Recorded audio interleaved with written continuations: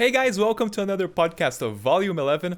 I'm João Vilela, and today we're here with none other than Martin Miller, a guy that is very, very well known on the guitar community, the YouTube community, and musicians in general for especially making his session band project going on, but also many other things that we're going to talk about regarding guitar, regarding online teaching, regarding his music, regarding a bunch of other stuff. So Martin, it's a great honor having you here. Thanks for accepting the invitation. And I'd like to start out by talking about your most notable project, the Martin Miller Session Band, in the sense of, was it like a chicken or an egg kind of thing? Did you want to get the guys around and then you ended up making great sound, so you recorded and produced that and posted on the internet? Was it you wanted to make the production and have the social media presence, so you know what came first? So the initial spark for the idea of the session band, I mean, it was completely innocent. There was no master plan. There was no ulterior motive for anything. It was just that I was playing at the Ibanez Guitar Festival in 2016 in Germany at the Ibanez headquarters there, and they had booked Felix, the drummer, at that show to be playing with me, and we were playing with another bass player there, but I brought Marius with me, my keyboard player for decades now. And they did end up sending us the recording. The whole thing was filmed and recorded, and they sent us the recording. I thought, wow, this is really good. I just wish it could sound a little bit better. So I asked them for the multitracks. Can I have the multitracks so I can mix this and make it sound a little bit better? And that they didn't have the multitracks, right? It was just a master recording. And so I was like, well, let's do this again, but do it proper this time. Obviously, this works really well. So I invited the guys to a local studio here in Leipzig, Germany, and basically did it with a proper camera crew, proper audio, etc., and just to be posted on my YouTube channel, just so I would have something to post. We were mostly playing the tunes from my first record, but the video that actually exploded. I mean, exploding is a strong word, right? But the video that got popular online was the Little Wing cover, which was actually like an afterthought that we had, right? We had like 2 more hours in the studio on the last day, and I was like, oh, we can do something here, I guess. Why don't we do Little Wing? Let's just jam on it and see what happens. And that one blew up, so I was like, okay, let's do this again. At the time, our keyboard player had built his own studio, so we would use that. And I wanted to play a few covers, obviously, because the covers did so well. So I thought I want to play something by Pink Floyd, but I cannot decide what I want to play. So why don't we do a medley? So it's kind of, I was just chasing, I was kind of riding the wave, I was just chasing the opportunities that presented themselves to me. I would say there was no master plan. There was no 5-year plan with this or anything like that. It was just literally see, oh, this works, people respond to this, let's do more of that, and just be smart about it. Yeah, that's so great. Thank God you had some few extra hours on the studio that day. Everything would have been different otherwise. Yes. And regarding to the guys between the band, like what's the interaction between you guys, in the sense of everyone has their own taste, everyone has not like equipment and sounds they'd like to have go through on the final mix, and then when you're trying to get everyone to make sense on a final video, on a final performance, how do you guys interact between yourselves? The interaction is that I don't involve anybody because it's too many cooks. I see. That in my opinion is never a great idea. It's like, at least for me, like that's why I've never really had a successful band in the traditional sense, because whenever I try to have a band where people are equally involved, it ends up like you end up stalling the whole the process, because of course the guitar player wants the guitar loud, the vocalist wants the vocals loud, the drummer wants the drums loud, and you have clashing visions. And the guys trust me to do a good job with their sounds. I mean, honestly, I'm not doing much to the sound at all. The tones that I'm being presented for the mix are pretty much what they are. Like Felix has a very, very specific way of tuning his drums. All I'm trying to do is try to make them sound really big on the recording and give a little bit of that like a little bit of studio magic on top of it. And Yeah, but this it's really my project. This is not a democratic band. It's that the name session band suggests that it's just at first when I started this, when I thought, oh, I'm going to keep doing this, the idea was actually my first initial idea was actually to keep changing the musicians around. I see. But then I realized then that this specific group has some magic dust. I see. On it, right? The end result is greater than the sum of its parts, and so I kept working with these guys in that exact lineup. Yeah.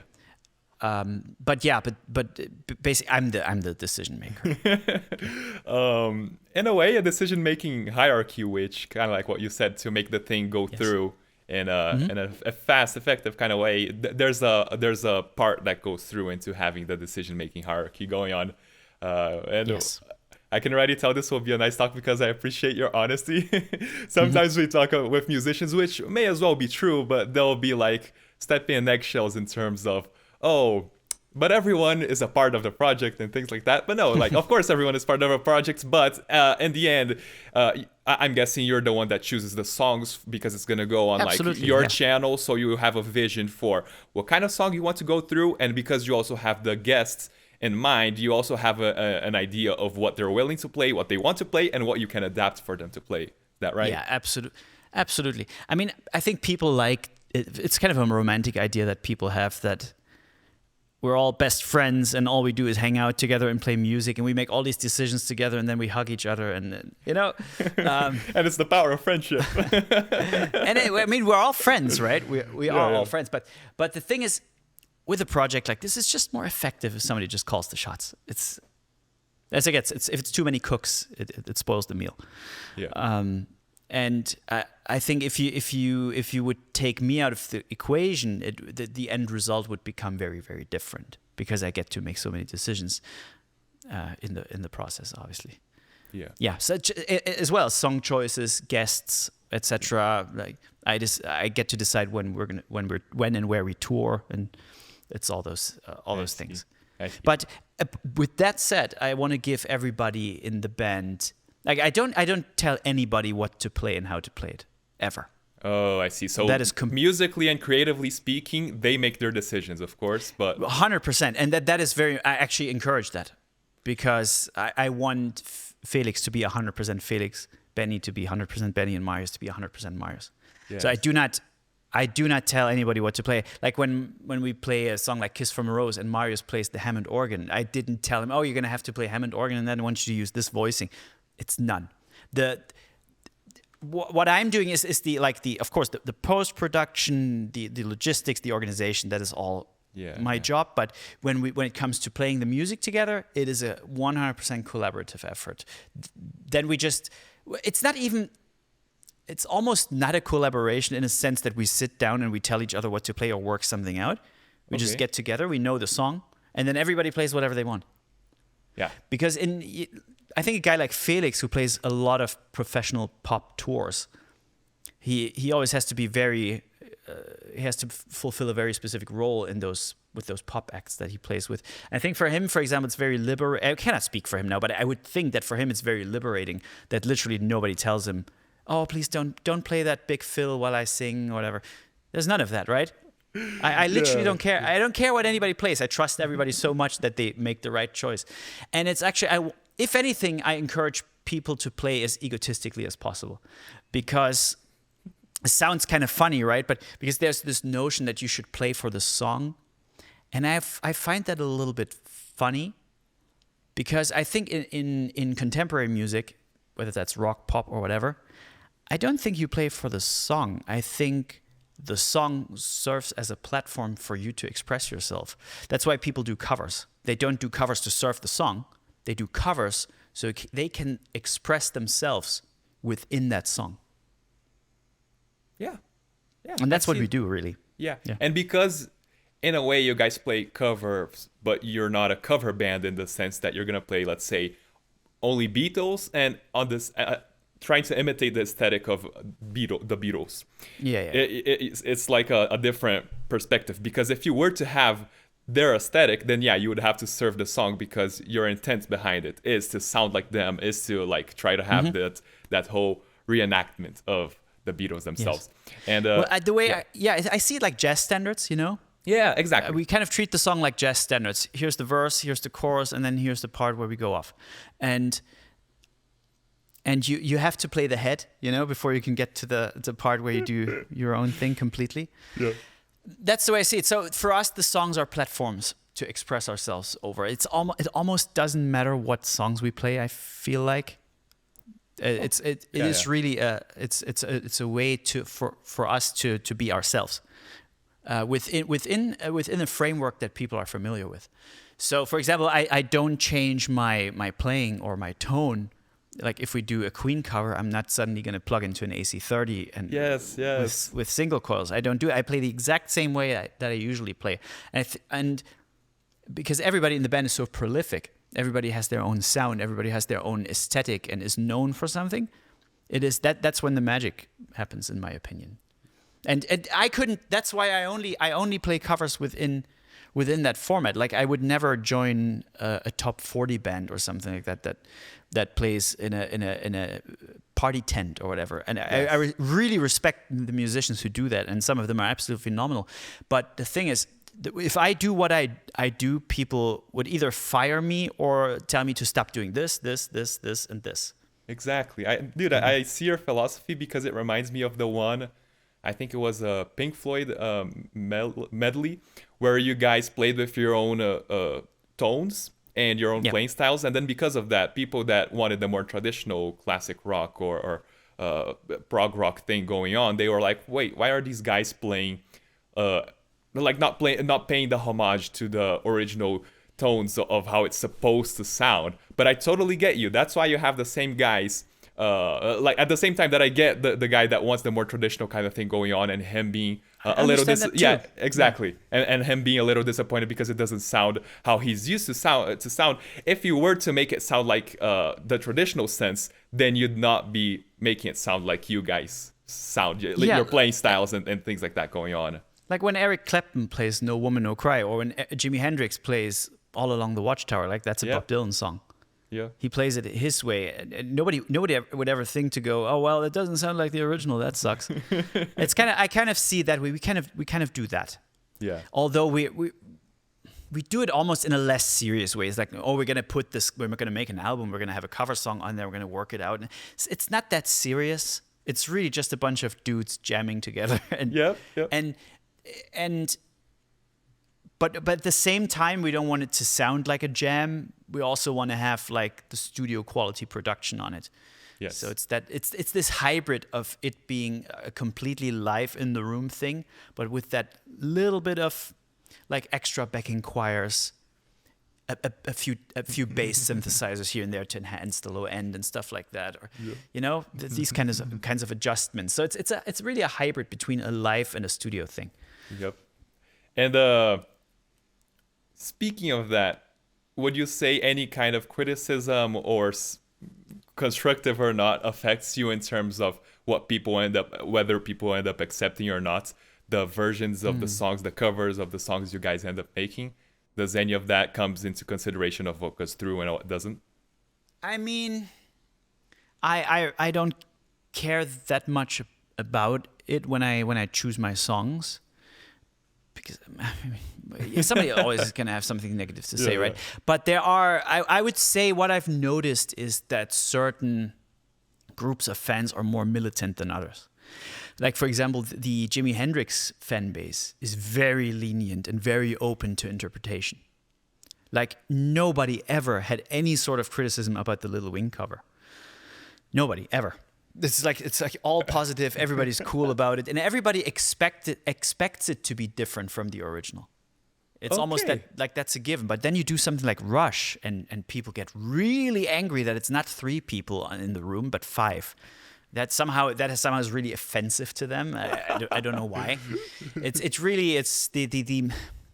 There are some men babies out there. I'll tell you that. Yep. I have friends with a few Rush tribute guys that tell me Some exactly the same thing. fragile men out there. Yeah. That's They'll go up to the stage watching you play every single note and being like, does he have the exact same phrases that Alex No, Lifeson I don't, has, and I'm right? very proud of that. I'm very proud that I don't, because I have my own. Yeah. Yeah, and that is not to say that mine are better, that my approach is better. It's not about being better. Also, when people say, "Oh, the original is perfect," why would you try to improve upon it? We're not trying to improve it. Yeah. Literally, that's not the intent. It's not. We're not trying to improve. We're just having fun, and we're expressing ourselves. That's all we do. Yeah. There's not much more to it, really. Yeah. And does that ever affect you? I talked about more the I asked about more the creative part of it on the decision making, but how about on like a personal kind of criticism that you may receive? Does that ever affect you, or do you just try not to look at it, or you look at it and that doesn't bother you? What goes through? Well, if somebody is trolling, I sometimes I'll troll back. Okay. It's very funny because people get very defensive. Like when somebody says something really stupid or ignorant, and you push back on that, then people will usually go, "Oh, you have such a massive ego, you can't take criticism." And then I'm like, "Oh, what about freedom of speech, man?" And then I'm thinking, okay, so you have the freedom you are granted the freedom of speech, and you're granted the permission to say whatever you want to say, but you also don't grant me the permission of pushing back, because freedom of speech does not mean that you're not going to receive any pushback on your ideas. Actually, it's quite the opposite. It means you can express yourself, but I can express myself in return. Yeah, and that's freedom of speech. Yeah, but freedom is the fact that you can speak back is the freedom of speech as exactly. well.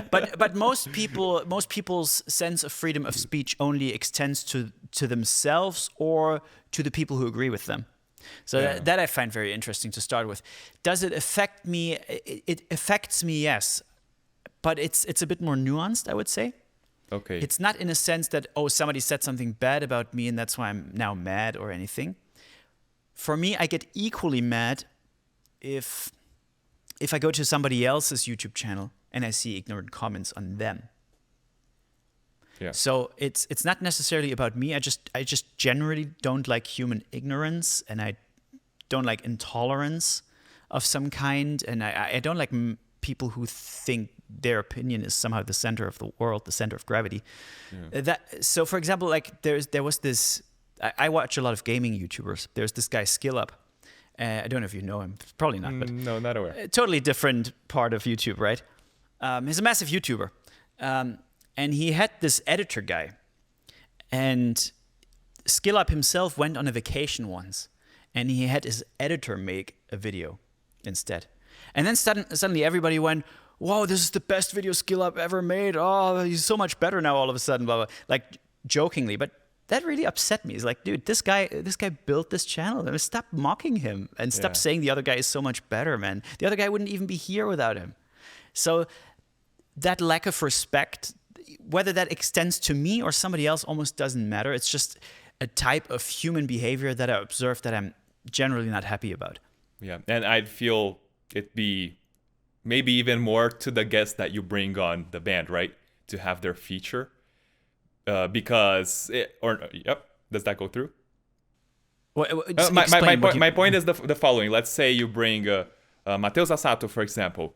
He does his feat, and then you want to show what he has to play, what he has to show as well. And if someone disrespects, not necessarily disliking or liking, everyone has that freedom, of course, but like if someone disrespects the fact that he's there and just being himself or whatever guest it may be, then that must be frustrating in the sense that you want to give that platform for people to jam with you and to appear on your YouTube channel, but if when they appear, people aren't willing to see it, or whatever might be the explanation, right? The excuse for them to be ignorant, kind of like what you said, right? Yeah, of course, but I feel like I have some kind of responsibility towards my guests, right? And so if somebody is disrespectful towards them, I have absolutely no tolerance for that. Yeah. But it doesn't happen very often, though. I'll say that. Okay. It did happen with the Rush thing once again, where we played with Paul Gilbert, right? And if somebody goes, "The guy with the purple guitar totally sucks, bro," and then I'm just like, dude, just type the name Paul Gilbert into Google, because any criticism that you utter says more about yourself than it says about Paul Gilbert. So, yeah. But anyways, let's talk about the positive stuff. On the guests themselves, what's the process of bringing them in to play with you guys? Do you plan ahead? Do you give them a notion of what kind of thing? And I mean, because you have so many videos already posted on that format, they probably do already expect what's going to go on. And then do you guys go through the song, and how much space do they have to also express themselves and to show why they're there, you know? Yeah, like for me, if it's really important that the song choices are adapted to the guests so they can be their best selves. Yeah. So I feel like it's my role to adapt to them and not the other way around. I see. As far as song choices go, I will usually have a very clear idea of what works on the YouTube channel, and sometimes I'll have to, like, if a guest of mine wants to play like a Prince B-side, like I had this discussion with Mark Lettieri, like he was obviously a huge Prince fan, so I wanted to play a Prince song, and he wanted to play like an obscure B-side, and I had to push back on that idea. It's like, dude, if we do Prince, we have to do Purple Rain, because otherwise nobody's going to watch it. Yeah. I understand the intrinsic need to, as a hardcore Prince fan, to play like a deep cut. Yeah. There's a lot of artists that I feel like that about, where I want to play, you know, the obscure B-sides. But in those cases, I have to think still from a perspective of, we're putting an enormous amount of effort into making this happen. Yes. Like the logistics, the time effort, the energy effort, the financial upfront investment is insane for like a one man. For a project that is funded and carried by one person. It's insane. It's a high risk. Yeah. And I just have to minimize the risk with the song choices. It's as simple as that. And we can throw in a few obscure songs. Like, for example, with Mateus, it was very interesting. I really appreciated that about him. I was coming up with all these like smooth tunes for him to play, and he said, everybody expects me to play these kinds of things, but I really like to show a different side as well. So he proposed that we do Head Over Heels by Tears for Fears. So we can go a little more crazy with that one. There's this big outro, etc. So, and I could fully relate to that as an artist, because I feel like there are sides to my artistry that people don't know too much about, and I would like to expose more. Yeah. So I very well sympathized with that, and I wanted him to give that opportunity. As far as like how set in stone something is, kind of depends on the guests. We have certain guests that like to be very well informed about what is going to happen down to each number bar. Okay. You know? Yeah. Your solo is from bar 98 to etc. And then there's other people who just show up and wing it. You know, it's different types of personalities. Yeah. There are probably many challenging pros and cons, kind of like what you said. Not only you're producing that independently, but you have the great part about having the consistent band is that you know what to expect from them, because you have been playing with, and since you're also producing it, you know what to expect in terms of everyone's playing style.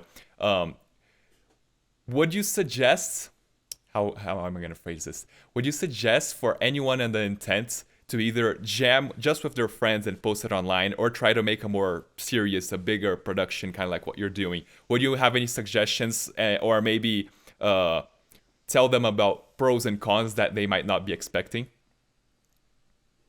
Oh, okay. So, well, if almost a step-by-step guide, if I were to say, if you were to. Like a few essential tips if you wanted to do something similar is, I would say, you should expect that, especially on the set, you're going to need about 5 to 8 times the amount of time that you think you're going to need. Okay. Like, so you might schedule a whole day to record 2 songs, for example. Like 12 hours, let's say. I think if you think you're going to be, your setup, like setting up your band is going to take 3, 4, 5 hours, it's probably going to take 1.5 days. Okay. If you do it right, until everybody's ready to go. I would fully expect that. There's just anything that can possibly go wrong is going to go wrong at some point. The question is only when. right? The more often you do it, the more problems you will run into. Like, man, we had like something terrible happen on the session with Mateus. We could fix it in post, but it was really bad. It had me have a few sleepless nights. Like one of the cameras, like we started working with Sony Alpha cameras, and they record in S-Log, like this format that has no color. Color applied to it, so you can be like super flexible in post-production with color grading. And one of the cameras had one of those Atomos monitors on it, and it was set up that the preview LUT, the preview color grade, is going onto the recording. So there was this super aggressive LUT applied to the raw footage. Okay. And it made that one camera look completely different from all the other cameras. That stuff happens. You just have to be completely aware of the fact that the bigger you go, the more moving parts you involve, the more stuff is going to go wrong. You need people to do this that are absolutely on top of their game. So there are other extremely successful projects of the kind that work with one camera. So unless you have people who really know what they're doing and or really have a really tight grasp on what is happening at all times, it's probably better to go a little bit simpler. Yeah. And would you say the exposition that you get on having that kind of thing going on for you, would you say that opens doors, I imagine so, for you to eventually have lessons, do workshops, and be present, be an Ibanez artist, for example? Would you say is that one of the kind of visibilities that the modern musician has to take into consideration in terms of being seen as an artist? I mean, for me, my ultimate goal in life is to make original music, which is ironic from the guy who spams YouTube with covers, but nothing to me in my professional field is as precious to me as my original music. And now I haven't put out nearly as much of it as I have with covers, but that's because it takes me a lot more time to produce my original music than it takes to produce covers. Like right now, I've actually just finished writing my next record, and we've just tracked drums for it. So now I'm going through the drums and putting those together, and I'm going to be recording the final vocals soon, etc. It takes a really long time, because also with my original music, I'm much more deliberate about how I want it to be. Like with the session band, it's just just play whatever, it's fine. Who cares? It's a momentary type of thing. In that moment, I felt like playing this, so that note was played. Would you say that, for example, with the session band, in a way, the experience can be more important than the final result in terms of like everyone being able to express themselves? So the process might be kind of like the gold mine, but on your music, it's like it's the final product. It's how it sounds ultimately. So regardless if someone did that with the craziest drum set in the world or whatever it was, yeah. Like for example, with what could happen with the session band is that. What would happen with my original music is I would go to the second chorus, and there's the end fill of the second chorus, and I would listen to the 5, 6, 7 different takes we did of that and pick the best fill. Yeah. Whereas with the session band, I'm going to usually pick the last take we did, because that's the one where we were most warmed up. Yep. And whatever fill is on that chorus, that's going to be in the end product. Doesn't matter if there was a better fill in the previous take. It doesn't matter. So that approach it's just a momentary type of thing. Yeah. This was what happened in that moment, and it's documented. It's more of a momentary documentation. Whereas I think like an album and a full scale production is more a document of a much longer process. Yeah. And so if I don't even know what the question was. But, it was more related. It gives me the platform to. I mean, when I uploaded my first album single in 2023, it was the song called Something New. It was the first original song I had done in like years and years. Yeah. Of the Maze of My Mind? Yes, from Maze of My Mind, exactly. Yeah. The first single of Maze of My Mind. I did 2 singles from that record. I did Something New and I did Web of Lies. Yes. And they both got like 500, 600,000 views. And if I hadn't done those covers, nobody would have given it the time of day. So I got a chance to have my original, even if it's just like 10% of the people who follow the session band listen, then give my original music a chance. That is still 1,000 times more than I could have ever done without it, you know? So I see it as building a platform for myself to then expose other sides of my artistry, such as my original music or my instructional products or my gear-related things that I do. Yes. That's the solution you found for the visibility need, the eyeballs we need in today's world, right? Yes, but also it's very selfish. I just also fulfill personal dreams. Like I wanted to play with Paul Gilbert, so that happened, or Andy Timmons or whoever. Right, that happened. Yes. And I invest my funds into that. But the way I see it, other people go on a really expensive vacation, and I make memories that way, and I have these memories forever because I have captured them on video. You know. Yes. Dude, your vacation is having once played with Paul Gilbert with Andy Timmons. Yeah, I mean, I would trade that for most vacations if I'm being honest. Yes. And only musicians will get what we're talking about, right? Playing with our hero. I think anybody can relate. Just imagine you get to just not only hang out with a hero of yours, but you get to do their thing with them. Their thing with them. Yes. Yeah. Yes. You get to, you know, it's almost like you're getting a sneak peek into the world of the big players, you know. Yeah.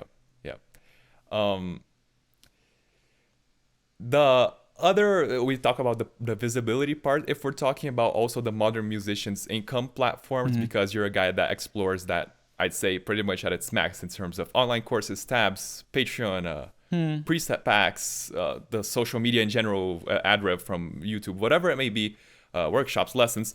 Would you say there's a specific strategy, or would you say there's a specific proficiency that you need to have, or you would like to have, that people that want to do that kind of should have in order to get the most out of all those income sources?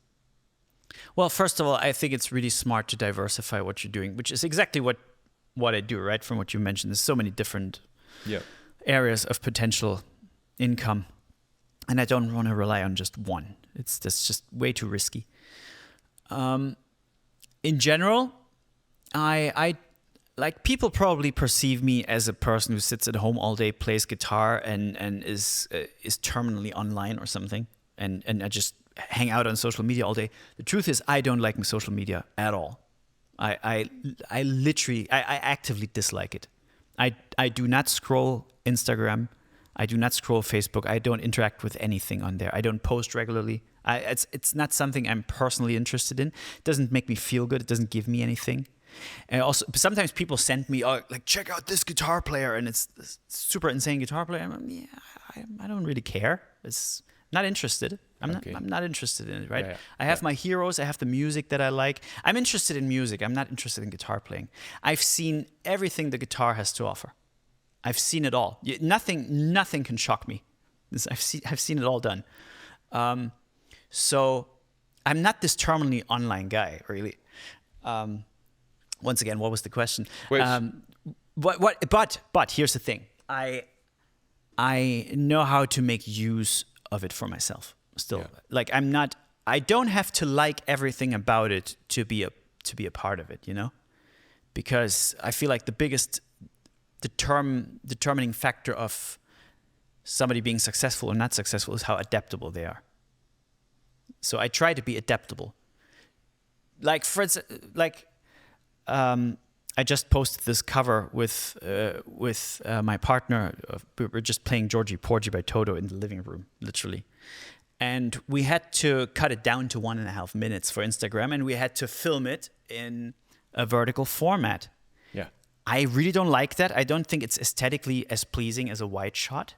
I also don't like the fact that I have to boil it down to 1.5 minutes. And I have two choices here. I can either sit and complain about that, or I can just play the game, you know? The world is going to move on without me. And I feel like if you let the world move on without you completely, that's a recipe for bitterness.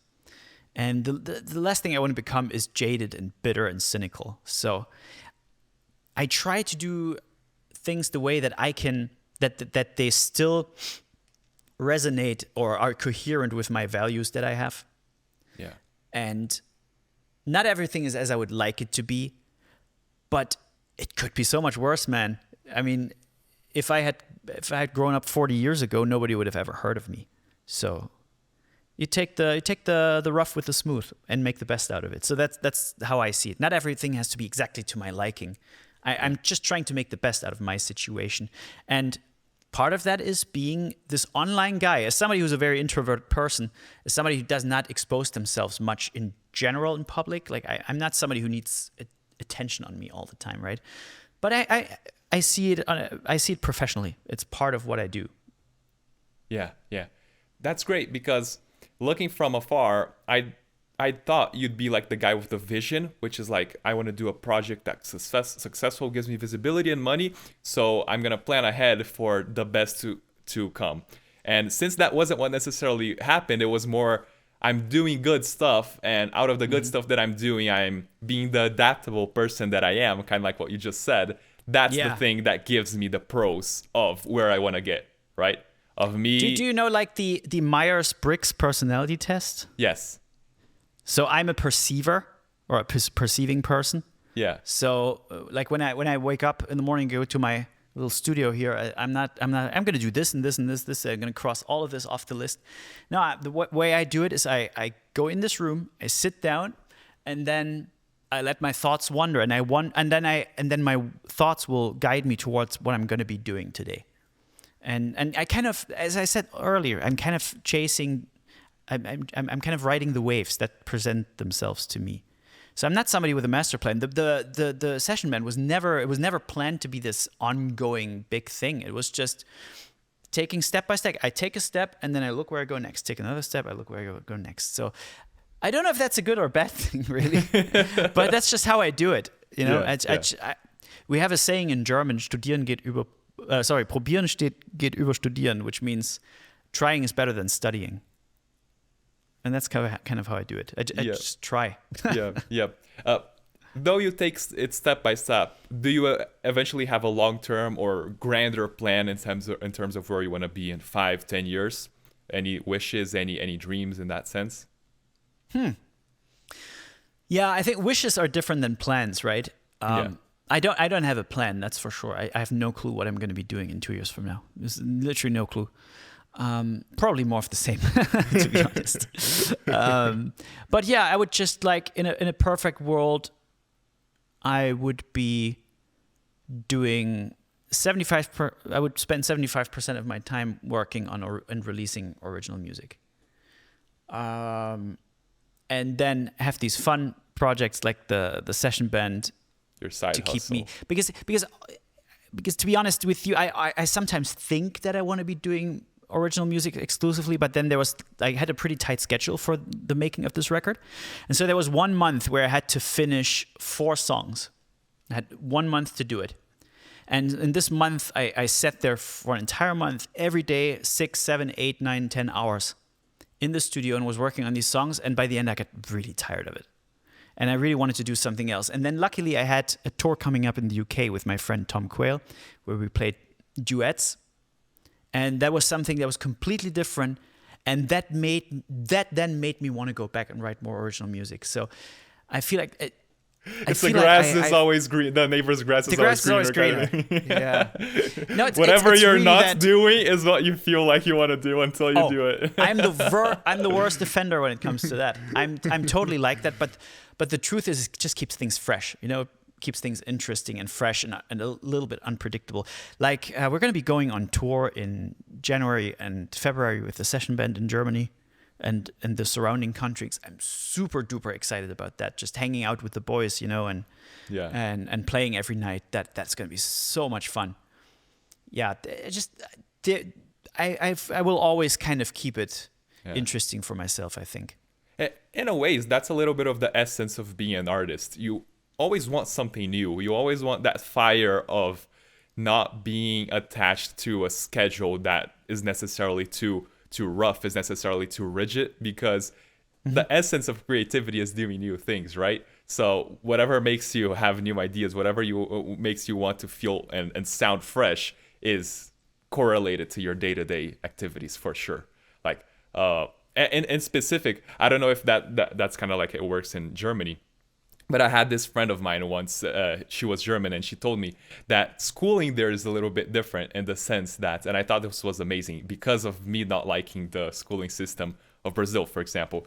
She told me it was a little bit different in the sense that when you're getting towards high school, you could either follow the traditional high school way of like basic studies, let's say it like that, of like many different subjects, and then you study a little bit of those up until you're ready for uni and stuff like that. But you could also go, I don't know if it was called like academia or something like that. I don't remember, it had a different name, which was like when you reach that specific age, you can decide to specialize on something you'd like you still have to study. It's not like you finish school when you're 15 or 16, but you can go like a direction of new studies. Am I getting something wrong? Is that, or those informations? I don't really know about that. The after you've passed elementary school, the school system it'd be kind of like she was saying.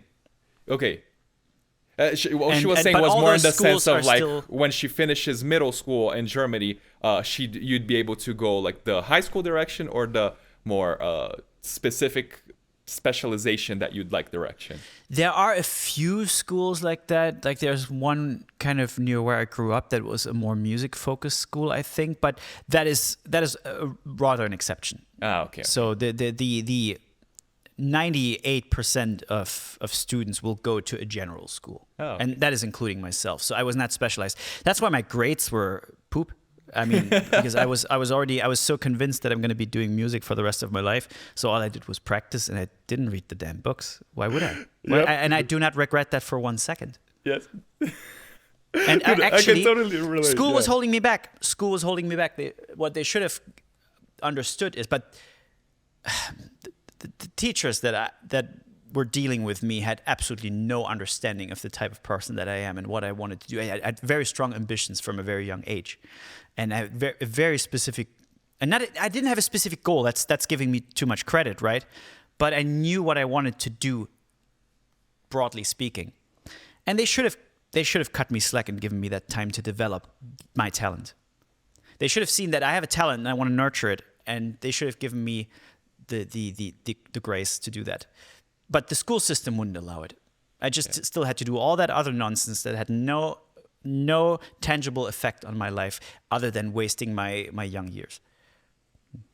I have a very, very, very strong negative opinion on the German school system. So. Dude, I can relate to you on so many levels because I was the good student up until I discovered the guitar, pretty much. So a lot of teachers were like, what happened to you? You used to have such good grades and stuff like that. What happened is not that I became a lazy person. What happened is that I put the dedication on what I used to put on my studies, for example. I put my dedication on guitar, which long-term wise is what brings me not only the joy, but the whole objective of what I want to do for the rest of my life. So yeah, I can totally see. I think I was confronted with teachers that don't have that some of them lead mediocre lives or unhappy lives, and they don't have a passion, and they get offended by somebody who's 1/3 of their age and who does have that passion. And they actively, there's like, it's kind of like The Wall, right, by Pink Floyd. They have this sadistic need to put push you that in a down. box, right? Yeah. So yeah, the school for me was a terrible experience, if I'm being honest. Yeah. Okay. But how about the conservatory then? It's Carl Maria. Can you help me spell? Yeah, I was at that for us is college. So in Germany, conservatory. I went to conservatory before I went to college, parallel to high school. Yeah. So conservatory in Germany is not like a study program. It's like a public music school. Yeah. So I did attend that on the side, right? Yeah. And then I went to Karl Maria von Weber College of Music in Dresden. And yes, and that's when I could finally focus on like music full time, you know? Yeah. That's when my life definitely turned around for the positive. Yeah. I also saw some takes of yours that it was heavily jazz centric, which was something that, though you took influence from it, it wasn't also exactly what you wanted. No. What would you say about the experience in general, about kind of like having to play jazz, because the place that are willing to teach you music, they also want to put you in that box, even though it's still music, which is are things that we like. It's the jazz box that's not necessarily what we want to play. Yeah, I also do think there's something fundamentally broken about the music school or music college system, because it is too judgmental. It is too judgmental on an aesthetical level.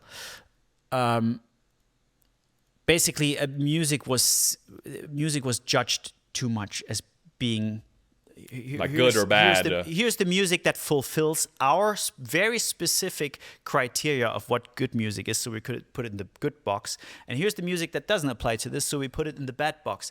But the criteria that is being applied only exists within the bubble of music colleges.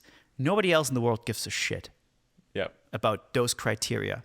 And it creates this whole army of, I'm sorry to say, dysfunctional musicians who have a completely skewed view of what music should be, what kind of music people enjoy. It's in the same way like these guys who are in the Instagram guitar bubble. They have a false image of what music is for most people. In the sense of like overly focusing on technique, that kind of thing. What do you mean exactly? Absolutely. Not even technique, because, like, for example, in order to play classical music, you need to have incredible technique. But in classical music, technique does not extend to how fast you can play. It is how, for example, if you listen to the piano piece Die Forelle by Franz Liszt, it's original. It's a folk song, right? But it is like a virtuoso arrangement of the folk song. And there's all these, these are crazy fast arpeggios going up and down. And within the arpeggio, the pianist has to accent individual notes to create a very simple melody. So, do, do, do, do, do, do, do. That's the melody, but it is embedded within this arpeggio run. But whenever shredders play arpeggios, it's always in your face. Whereas in classical music, it can sometimes be very tactile and graceful, more like a ballet dancer, as opposed to a wrestler, right? So you have these super tactile arpeggios, and within that arpeggio is the melody. That is technique. So I don't even think that guitar players focus on technique that much. It's this very weird, I don't know. It's so hard to describe it. It's a bubble for sure. Trend following kind of thing. Yeah, I mean, I'm not here to criticize. I'm just an old guy. Who cares? Who cares about my opinion? No, but you do feel like there's a... okay. I don't connect to it, and I don't think most of the outside world does. And for me, I think the session band was a big turning point. Like, I had this... There's a version of me playing Little Wing from 2013 with Jack Tamarat and Alex Hutchings. It's somewhere online, and that was where I was in that bubble. I was firmly in that bubble. I was super comfortable in that bubble, and I wanted to be the king of that bubble, right? That was my thing. And so I was just playing horrendously. Super technical, I could never ever play like this anymore. But it's so far removed from what connects to people. And then around the time that I started the session band, I also started singing. And singing gave me a different perspective on music as a whole. I started seeing it less like a guitar player. And around that time, I started singing, started doing the session band, and my playing approach has changed. I try to be more communicative with the way I play. I try to speak to more people. And I don't mean this in a selling out kind of way. First of all, I need my guitar virtuoso stuff, quote unquote. I needed to have context. I cannot just... that's why I don't like Instagram so much. I cannot just take that out of something and put it somewhere and have that be its own thing. It needs to be enveloped in some kind of context. And for me, that's a song. It needs to be part of a song. It can only be good if it has the right context. That's first. And second of all, I don't mean this in a selling out kind of way. I genuinely like people. And I want to speak to people, and I want to communicate with people through my music. And I cannot do that if the way I play actively alienates normal people. I like normal people. I want to speak to them. I want to be in this exchange of energy. I want them to come to my show. I want to look them in the eye and I want to play music for them. And I want to see their reaction. And I think if you're too far down that bubble, that you actively push these people away. And that's why the conservatory jazz elitism can be so frustrating. Yes. Because something that speaks to so many of us deep in our heart, like pop, there's a reason for it. A lot of times that reason is like a beautiful, expressive melody. As expressive as a classical song, which has been there for ages. I feel you. Yeah. Yeah, and it's almost like I'm gonna get in trouble for this, but I'm a very honest person. I'm sorry, but was this. We used to have these teacher concerts at the college, and during the pandemic, they made a video. Obviously, they couldn't have the concert, so all the teachers made a video, and we watched the video, and it was like this super jazz bubble type of super artistic stuff. And a friend of mine said to me, well, it's all very jazz police friendly. So it felt like that music was made for people who make that kind of music and nobody else. Yes. I'm not interested in that. I'm sorry. I think if the also at the same time, I'm trying to form these thoughts as I go. At the same time, somebody has to make music for those people too, so it's valid. It's still valid. It's just maybe not for me, right? But why shouldn't there be music for people who do jazz? Why shouldn't there be music for people who all they can think about is play guitar? There is validity in that. For me personally, no. It's not what I try to do. Like there's a grain of truth behind it, but not in playing it exactly like it sounds. At the same time, we do want to hear jazz and jazzy elements. We also want Mike Stern. Because Mike Stern is the guy that will bring his newly rock and bluesy instincts into the jazz that people, more traditional guys, will be like, wait, why is he putting chorus and distortion? Wait, why is he bending? Wait, why is he playing pentatonic blues licks? And then they're like, why not? Yeah, it's awesome.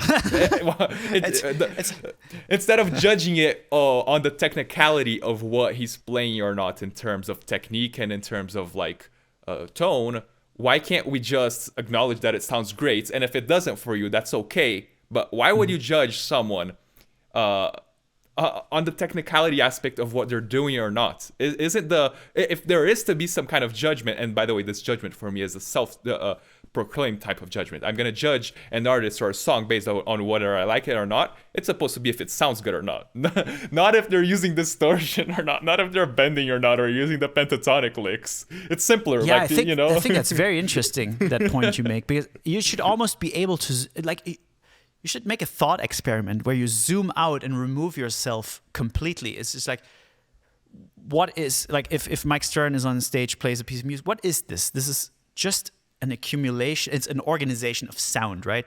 Sound is organized in a specific way that is personal to the musician, to the composer, to the cultural context in which they find themselves in. Yeah. But it's ultimately just a bunch of organized sound. And then you have various responses to that. You can like it, you can dislike it, you can love it, you can hate it.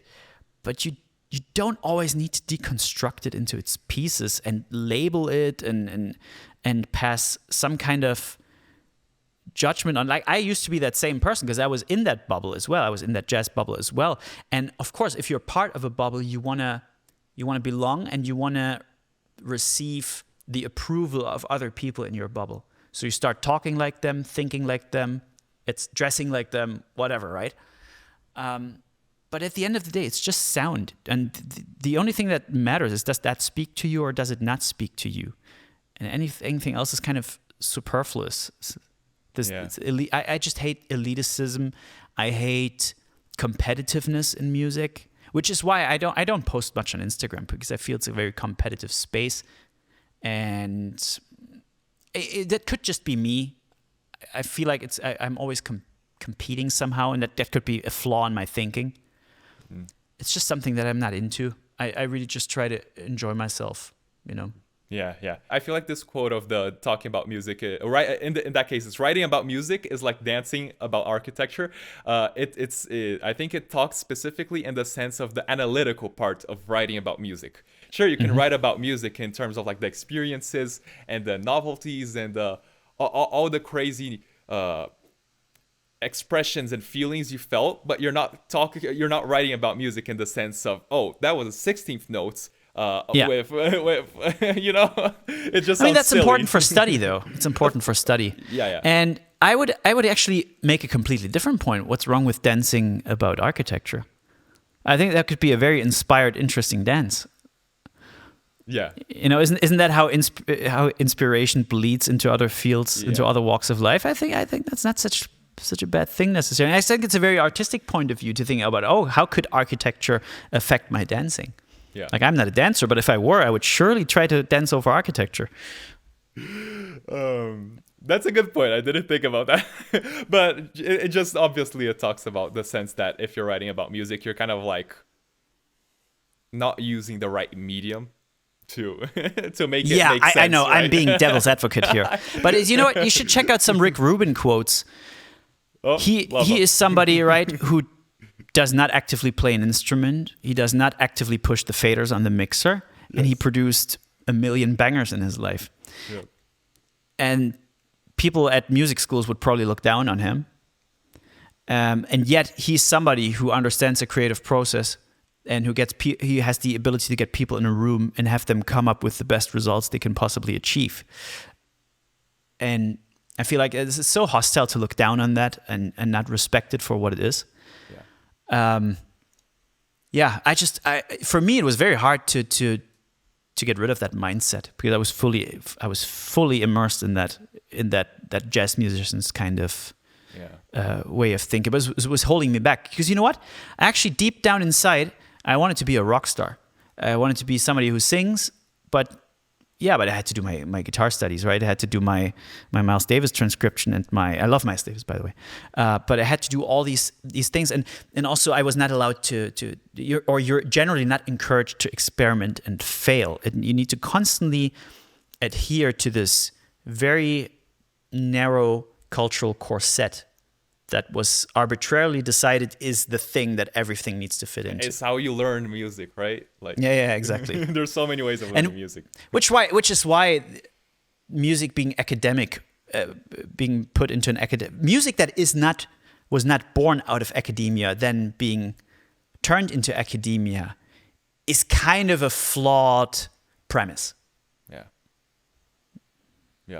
Agreed. But it's the best we have, I guess, to educate masses. Yeah. You know? Yeah, it's like there. Of course, we can see the value in it. Of course, we can see how you can put that into a method book and kind of like help guide someone. But it should be crystal clear up front and center that like that's not the main way. The main way, I feel like we all know, is like go after your influences and try to see what they do. Initially, try to learn from them and start copying.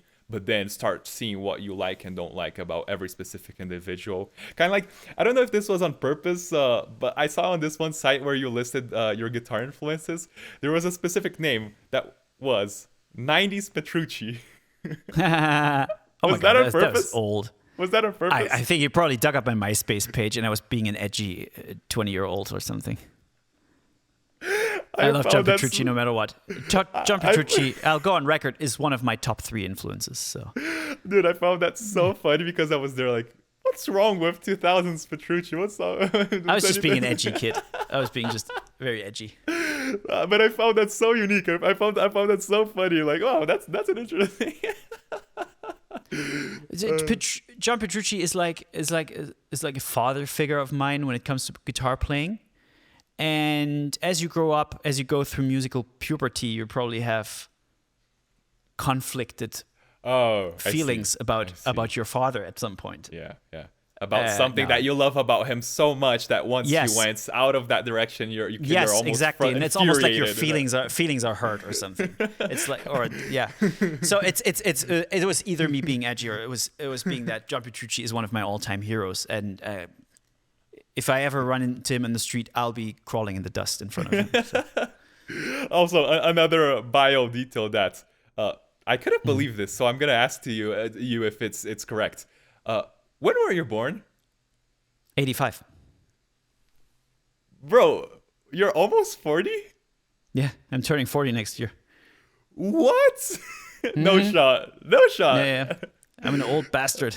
But you have probably received that a lot, that people think you're like 30 max, right? Yeah. What's the secret? Is it the music? What's the secret to looking so young? I would say it's sunscreen, SPF, tons of it. No sun damage on your skin is really important. I started in the last few years, I really started taking care of my nutrition. Recently, in like the last couple months, I got very heavily into fitness as well. I don't know. I just try to live a good life. Yeah, I think that's it. Just take it easy. I just try not to give a shit about anything. That's why I'm here speaking the truth about everything. I do not care what anybody thinks. Yep. I know some people I know are very diplomatic, and they try to, like, when they say something negative, they try to do it as a shit sandwich. So they say something nice, then they say the actual thing they want to say, and then they say something nice again. I don't care. I don't care. Whenever you ask me something in an interview, you will get the 100% unfiltered truth from me. Yeah, and I think that keeps me very happy. It probably makes you sleep well at night because you're not worrying about what you should and should not say or do, right? Yes. It took a long time to get there, though. Oh, okay. That's good to know. It's a process, right? To wrap up with I'm on a really low resolution camera, so you can't see all the gray hair right now. But. Okay. To wrap up with a more serious and interesting question. These are just a few funny bits that I felt like were interesting to point out because they caught my eye. But how about going from instrumental music to the vocal ones that you said that around the time you were doing the session band, you also got into vocals and vocal lessons, or is that right? What's the approach between dancing around those two worlds and then eventually doing the Maze on My Mind, where you full on take on the vocals jacket and that's who you are as well as a musician? Yeah, I mean, I realized that my first album that I did the other end was a guitar instrumental record, and I think I did not do that record for me, but to please the people in my bubble. I felt that was something I had to do because every guitar player has to have an instrumental guitar record for some reason. And I never really listened to that kind of music myself. I was looking. You mean like Steve Vai, Satriani, Andy Timmons? Yeah, I respect Andy Timmons in particular. I love those guys, right? I love all of them, but the reason I got into music is not for instrumental guitar music. Yeah. It's music that I used to study, that I used to like to dig deeper into the guitar, but it's not something that had inspired me to become a musician. And so it's not something really that I was massively into. I know a lot of people who are, and I mean, like you look at it like a guy like Steve Vai, he has such a vast musical output, and the way he does instrumental guitar music, for instance, it's so artistic, right? From the artwork to the overarching concepts to the the symbolism in his music and all that stuff. And then Satriani plays with Deep Purple, now plays with Sammy Hagar. Like, these guys have so much to offer. It would be very reductive to say that, oh, that's just instrumental guitar. It's so much more than that, right? But for me, I always like band music. Because I would want to listen to music and think, oh yeah, that's Mike Portnoy hitting the drums. Oh, that's John Petrucci playing the guitar. That's James Labrie singing. That's James Hetfield singing. That's, that type of thing. And I kind of wanted to tap into that magic because at the time I was getting pretty burnt out on guitar. And I feel like I needed fresh input.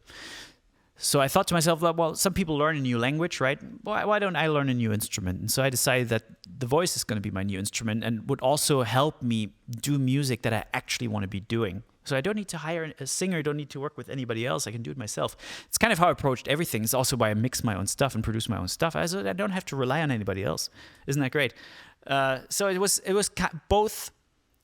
Like, I felt something.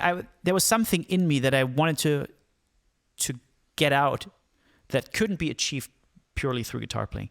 And it changed everything for me. Like, the session band wouldn't have happened in the same way if I hadn't started singing. because that was my outlet to start singing. I sang really poorly, and even up until a year ago, I sang very differently. Like we haven't done a session in a year, but I'm singing very differently now. I've changed voice teachers. I've taken a different technical approach to singing. It sounds very different now. It's a very different way of singing. The new record sounds completely different. My voice on the new record sounds completely different than the previous one. And for me, it's just at this point, I have a bunch of analog synthesizers over here. For me, I don't really see myself just like a guitar player. For me, it's that sounds wrong. Like I'm not something better than that. It's just I'm a musician, and sometimes I'll play a guitar, sometimes I'll sing, sometimes I'll be on the piano, sometimes I'll be on the computer, sometimes I'll mix something, sometimes I'll write something. It's all part of this bigger thing that I'm working on. The guitar, of course, is a huge slice of that and will always be. It's my first instrument. But it's not the whole cake. Yeah. Yeah. It doesn't have to be everything. We can get into that rabbit hole pretty easily. Yes. And again, I try to often remove myself from that and look at something from the outside. Yeah. And if you can be the greatest guitar player in the world, if your song is not good, nobody's going to care. Yeah. Nobody broadly is going to care. Yeah.